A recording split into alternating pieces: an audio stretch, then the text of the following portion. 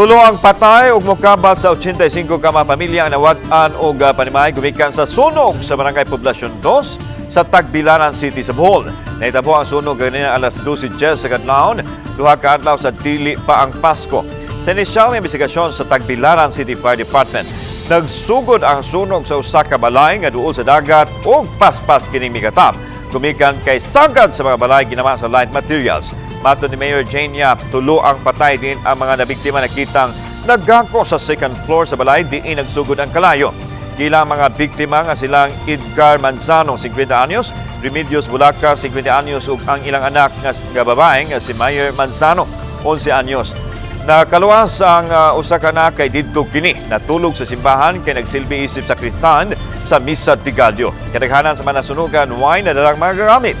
Kasamtangan gipahiluna sa Tagbilaran City Government ang mga biktima sa gym aron mahatagan o ginabang sama sa disaster pack, pagkaon, uban pa ug tubig. Duna site tents nga gipabarog aron ilang magamit. Kinina ang labing subok nga Pasko alang sa mga biktima. Ngay sila og ginabang sama sa pagkaon, sapot, banig, habol ug mga tambal ilabi na alang sa mga bata.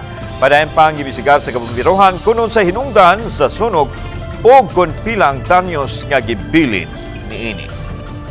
Atong mga katawan sa CSWD wala na nato gipaugmaan para mag-assess. Karon dayon naa sila para mag-assess para po ang atong financial support atong kung mapadali labi na kay hatid ng Pasko. As of now, 85 families ang ilang na lista but ongoing paghapon ang paglista.